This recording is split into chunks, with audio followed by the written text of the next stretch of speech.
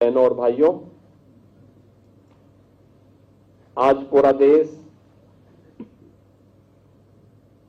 और धर्म के लिए शहादत की एक नई कहानी लिखने वाले बाबा जोरावर सिंह, बाबा फतेह सिंह जी के प्रति अपनी श्रद्धा को व्यक्त करते हुए उन्हें नमन कर रहा है। यह हमारा सौभाग्य है कि 2019 में गुरु नानक देव जी के 550वें प्रकाश पर्व के अवसर पर इसी मुख्यमंत्री आवास पर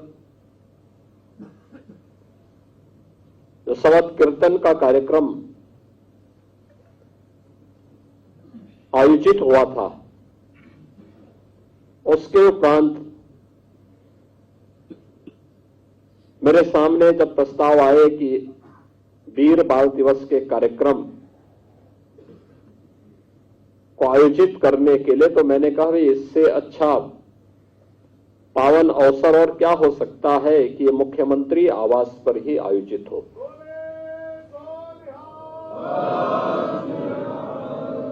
और 2020 से लेकर के लगातार 20, 21, 22, 23 में आयोजन मुख्यमंत्री आवास पर होते होते आज यह पूरे देश का आयोजन हो गया है।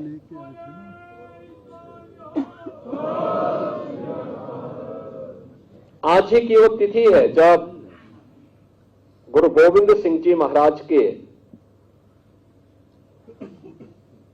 दो साहबजादे बाबा जोरावर सिंह, बाबा फतेह सिंह वजीर खां के हाथों दीवालों में चुने गए थे। चमकौर के युद्ध में दो बड़े साहबजादे बाबा अजीत सिंह, बाबा जुझार सिंह शहादत को प्राप्त हुए और माता गुजरी इन सबको बहुत अधिक समय तक बर्दाश्त नहीं कर पाए। क्या नहीं पीता था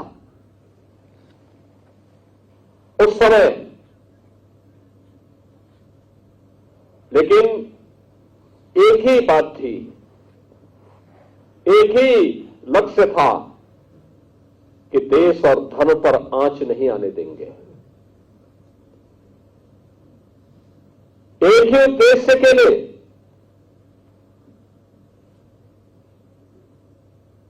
गुरु गोविंद सिंह जी महाराज के चार साहबजादों ने अपनी शहादत देकर के देश और धर्म की रक्षा की एक पक्की नींव खड़ी की।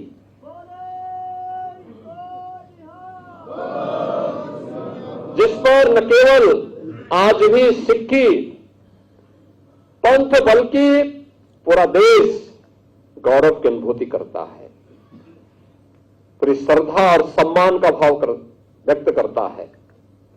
और उसी सम्मान को व्यक्त करने के लिए, उसी श्रद्धा को व्यक्त करने के लिए आज हमारी पूरी सरकार भी न केवल यहां पर बल्कि हर जनपद में, हर महत्वपूर्ण गुरुद्वारा में आयोजन यहां से लाइव भी हो रहा है। वहां पे सभी जनप्रतिनिधि और संगठनों के पदाधिकारीगण एकत्र होकर के उन वीर बालकों की शहादत के प्रति अपनी श्रद्धा को व्यक्त कर रहा है। बहनों और भाइयों, सिख पंथ की शुरुआत ही देश और धर्म के लिए गुरु नानक देव जी ने सबसे पहले बाबर के अत्याचार का विरोध किया था। कौन नहीं जानता है लाहौर में गुरु अर्जुन देव जी का बलिदान जहांगीर के अत्याचार से बचाने के लिए था। कौन नहीं जानता है गुरु तेग बहादुर जी के बलिदान को। उन्होंने अपना सिर दिया, लेकिन भारत का सिर नहीं झुकने दिया।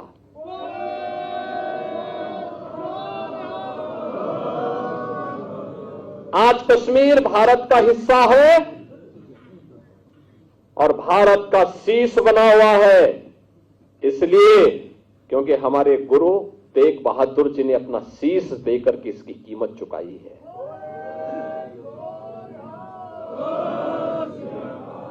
और यहीं से हम कह रहे हैं कि गुरु गोविंद सिंह जी महाराज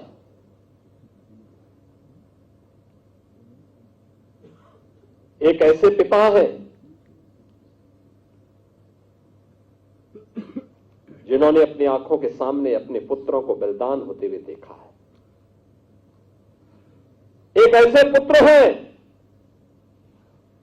जिन्होंने अपने पिता को अपनी आंखों के सामने बलिदान होते हुए देखा है।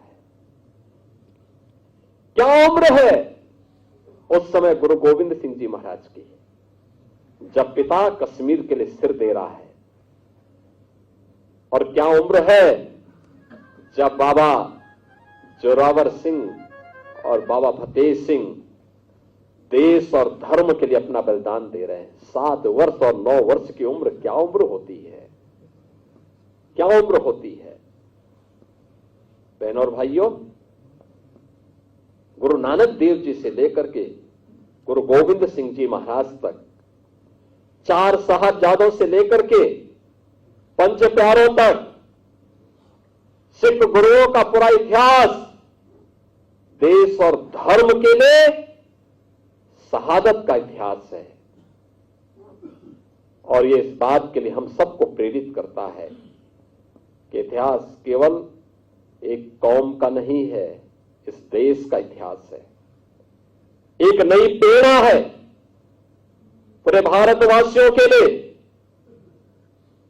जाति पाति का भेदभाव समाप्त हो।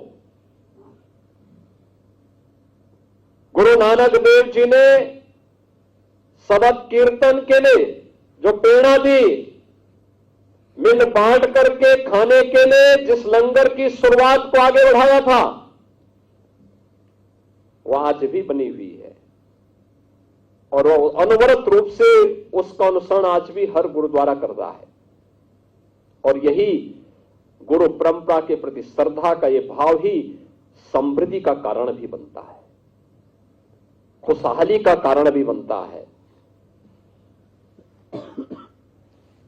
एक और इतनी समृद्ध परंपरा जो विपरीत परिस्थितियों में लड़ते हुए, जूझते हुए न केवल सिक्खी पंथ की सुरक्षा करनी, उसको सुरक्षित रखना है, हर हाल में उसको संरक्षित करना है, देश और धर्म के लिए भी एक आदर्श बलिदान की परंपरा को छोड़ करके हम सब के लिए एक नई प्रेरणा प्रदान कर दी। एक और यह गौरवशाली इतिहास, और दूसरी तरफ हमारे सामने वो दृश्य देखने को मिलते हैं जब हम लोग ये सुनते हैं कि काबुल में अब नाम मात्र के ही 2, 4, 10 परिवार सिखों के बच गए। जब हम बांग्लादेश की घटना का उल्लेख सुनते हैं, जब हम लोग पाकिस्तान के अंदर होने वाले अत्याचारों के बारे में सुनते हैं, तब हमें सिख गुरुओं के उस त्याग और उस बलिदान का स्मरण बरबस हो जाता है। और इसीलिए आज के अवसर पर मैं आप सबसे भी यही अपील करने के लिए आया हूं। मैं आप सबसे यही अपील करूंगा और मेरा विनम्र अनुरोध होगा, किससे बढ़कर के हिंदुस्तान के लिए, हिंदू हो या सिख है, इन सब के लिए दूसरी प्रेरणा गुरु नानक देव जी से लेकर के गुरु गोविंद सिंह जी महाराज तक जो आदर्श इन सिख गुरुओं ने हम सब के लिए रखा है, वही हम सबको आगे बढ़ने के लिए एक नई ऊर्जा देगा। उन्हीं का आशीर्वाद हम सबकी प्रेरणा है। और उस प्रेरणा से जब हम लोग आगे बढ़ेंगे तब काबुल होने से बच पाएंगे, तब बांग्लादेश होने से बच पाएंगे, तब किसी ननकाना साहब के लिए हमें आंदोलन या संघर्ष करने की नौबत नहीं आएगी, बल्कि स्वतःस्फूर्त भाव के साथ वो हम सबको प्राप्त होगा। और इसीलिए आज हम सबको अपने मित्र और शत्रु को सही तरीके से पहचानने की ताकत हम सबको प्राप्त हो, इसके लिए हम लोग गुरु महाराज से प्रार्थना करें, ये ताकत वे हमें दें। कौन वे लोग हैं जो देश की जुझारू कौम को, देश की इस समृद्ध कौम को, जिसने अपने स्वयं के सामर्थ्य से, अपने पुरुषार्थ से, अपने परिश्रम से एक मिसाल प्रस्तुत की है देश के सामने, दुनिया के सामने। कौन वे दुश्मन हैं जो आज उनके इस परिश्रम और पुरुषार्थ को कुंद करने की साजिश कर रहे हैं? कौन है? उन दुश्मनों को पहचानने की आवश्यकता है। कभी भारत की फौज में हमारा सिख एक बड़ी संख्या में जाकर के भारत की सुरक्षा के लिए अपने आप को समर्पित करता था। कौन वे लोग हैं जो एक बड़ी पीढ़ी को, युवा पीढ़ी को ड्रग की चपेट में लाने का कुत्सित प्रयास कर रहे हैं? हमें देश के उन दुश्मनों को समझना होगा,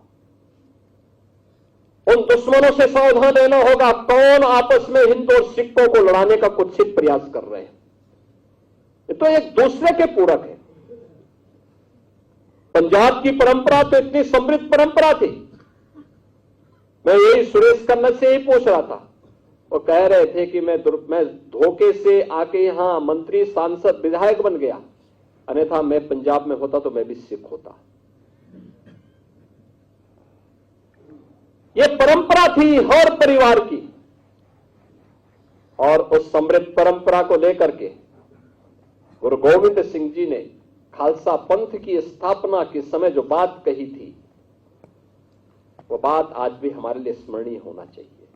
याद रखना, उनकी बात, उनके वचन हम सब के लिए आज भी एक नई प्रेरणा है, हम सब के लिए एक आदर्श है। और इसीलिए एक और जहां हमें उन सिख गुरुओं के प्रति अपनी श्रद्धा को व्यक्त करते हुए इस नई प्रेरणा को आगे बढ़ाने का कार्य करना होगा, वहीं साथ ही साथ याद करें, यह वर्ष गुरु तेग बहादुर जी महाराज से जुड़ा हुआ 350वां वर्ष भी हम सबको एक नया संदेश देगा। मैंने बार बार कहा है कि लखनऊ का सौभाग्य है कि गुरु तेग बहादुर जी महाराज गुरु गोविंद सिंह जी महाराज को लेकर के वहां पर आए थे और कुछ समय रुके थे। कितनी ऐतिहासिक परंपरा, और इस परंपरा को और मजबूती देने के लिए क्या हम कर सकते हैं? वहां पे नगर निगम के साथ बैठक करके वहां के पूरे सुंदरीकरण की एक विस्तृत कार्य योजना बने। मैंने आपसे कहा, देखिए आपको पैसे की आवश्यकता नहीं, पैसा हम उपलब्ध करवाएंगे, कोई समस्या नहीं आएगी। कोई एक कार्य योजना तैयार हो, ये केवल एक दूसरे के ऊपर जिम्मेदारी डालने से नहीं होगा। वहां की दुकानों को क्या हम लोग कहीं कोई स्पेस दे करके, राज्य सरकार की कोई जमीन हो या कोई नगर निगम की जमीन हो या जीडीए की कोई लैंड हो, वहां पर ले जाकर के कोई हाई राइज बिल्डिंग बना करके, कोई अच्छा मॉल बना करके सम्मानजनक ढंग से हम उनका पुनर्वास करें। लेकिन एक ऐतिहासिक परंपरा से जुड़े हुए गुरुद्वारे का सुंदरीकरण होना चाहिए, और इससे अच्छा अवसर नहीं मिलेगा जब हम लोग गुरु तेग बहादुर जी महाराज के 400वें इस महान दिवस के अवसर पर जब जुटेंगे, उस अवसर पर हम लोगों के सामने पता नहीं कितने लोग रहते हैं, कितने लोग नहीं रहते हैं, क्या परिस्थितियां आती हैं। अभी से इसकी तैयारी होनी चाहिए, प्रयास होना चाहिए, कार्य योजना बने, उसको लागू करने की तैयारी होनी चाहिए। ये हम लोगों के आदर्श है, वो हमारी प्रेरणा है।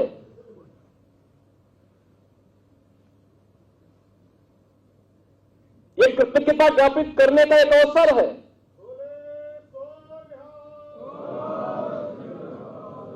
एक कृतज्ञता ज्ञापित करने का इससे अच्छा अवसर नहीं हो सकता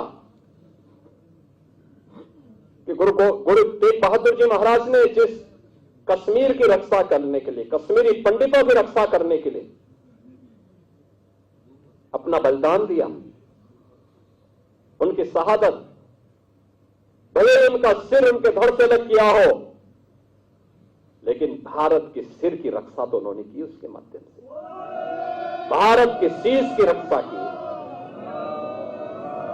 और यही तो बात प्रधानमंत्री मोदी जी कहते हैं, उन्होंने यही तो बात कही